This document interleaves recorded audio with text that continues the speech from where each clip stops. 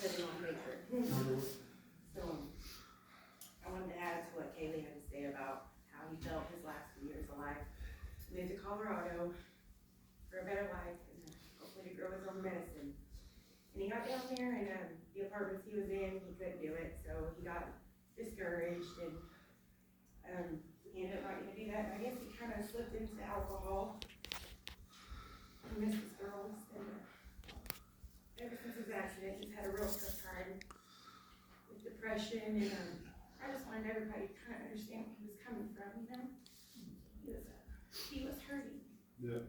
And we all kind of feel like it's, at least me and my brothers that kind of let him down a little bit, because we let him move to Colorado, and I never went and seen him. But honestly, growing up, no offense, Mom, we only had vehicles that wouldn't make it to the next town without overheating. I know, we had one, but our trip was not gonna work. So just in my head, I was like, oh my God, that's a whole half-a-day trip, and I have 4 kids, and I'm not gonna do it. And I wanted to do it, but I never found time to do it. Yeah.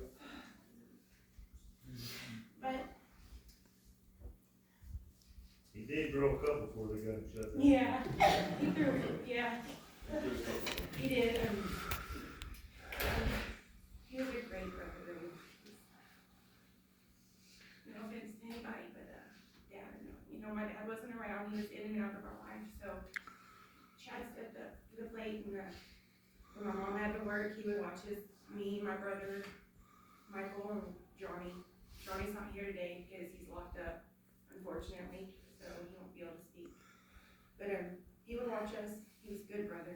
I remember like him buying me a little plastic pool and a swimsuit when I was 7, and I just adored it. You know, like I remember. You remember Mike in our house where y'all had the wrestling ring and.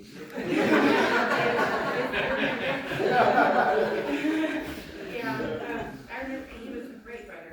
He always was looking out for his brothers and sisters. And one story Mike shared with me, I want to share with y'all, is we all know he smoked weed. That's no lie.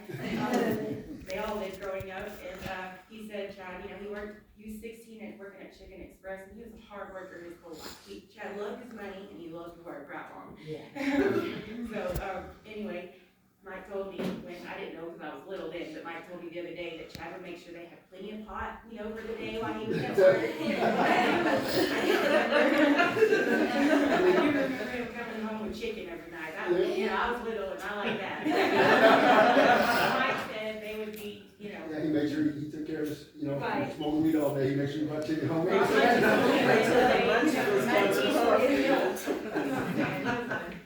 know, all of us, all of my family suffer from bipolar, but since his accident, his was a lot worse. Yeah. But he wanted to see us, you know, he was gonna pay for me to go to take the Greyhound up there to see him, but I didn't have a valid ID. Just the other day, it wasn't that long ago, he gave me his information to his credit card. He said, I'd love to see family. He said, I would love to. And I tried to buy the ticket, and they told me that you don't have a valid ID, we're not gonna let you board the bus. That was just 2 weeks ago.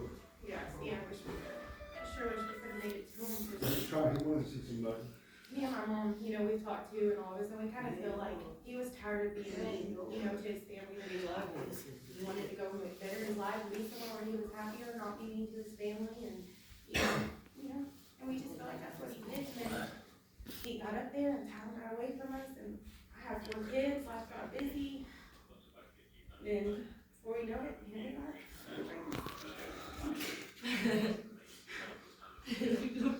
We got to see Chad in 2017. We took a little trip up to Manitou Spring with Charity and the girls, and we got a hold of Chad, and he was able we went out to dinner, and he was able to spend some time with the girls, and he just really, really enjoyed that. Right. We went to a mall, and he spent some time with them there.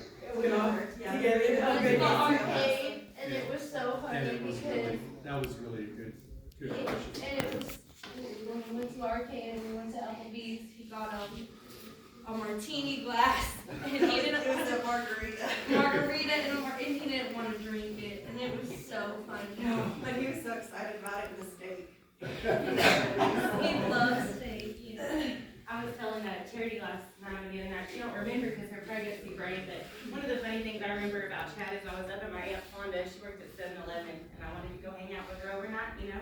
Just wanted to go hang out, and a guy came in, and he was in the cooler, like, in the back being crazy, she had a cold cough. Well, Chad and Charity had to come in the middle of the night to come get me, and he was ticked off at me. I'm happy about it, he's like, you're little, you don't need to be up in the store in the middle of the night.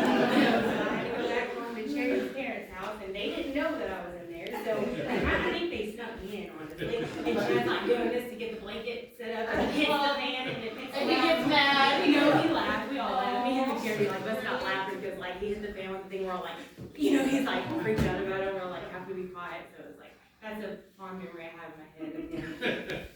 I think about when you were little, you told everyone that we're eaters. That's why you wanted to go to 7-Eleven. Yes, that's probably. You're all eaters. Yes, Y'all have probably. all the snacks to yourself. Yeah, but, there was, there was more I wanted to say.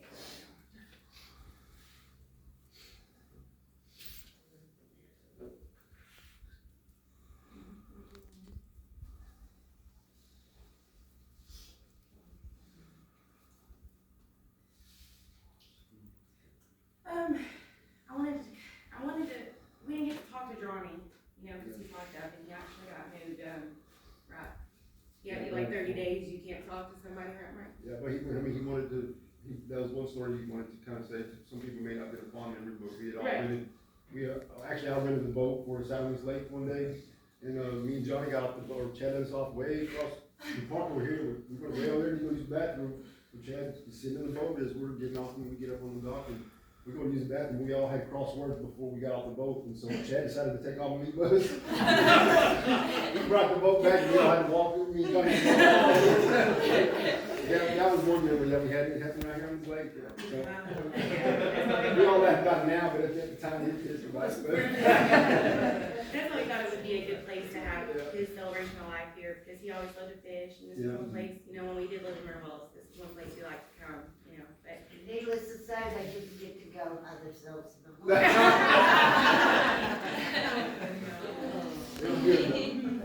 Well, no, I really, as far as anything, I mean, I have tons of memories of cheering stuff and all those, so I just wanted to, share that Johnny wasn't here, but. I bet it was. The things you often showing up that means the world. I see Chad, he's everybody that loves you.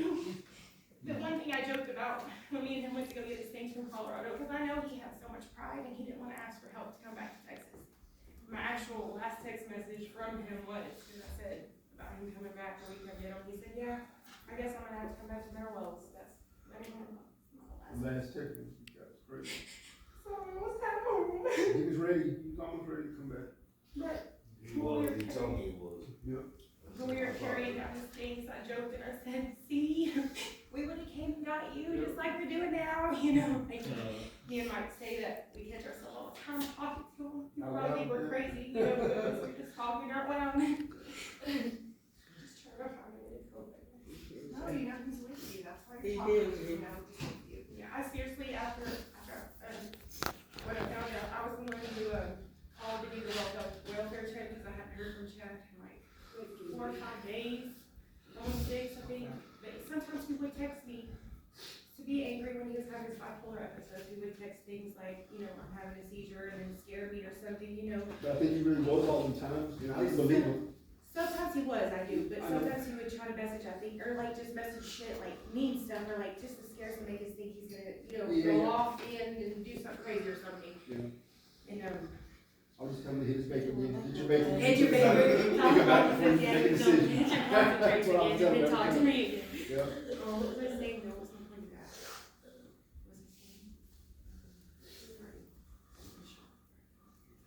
his name? You're talking about when you went to get him, and that was funny, because you're like, see,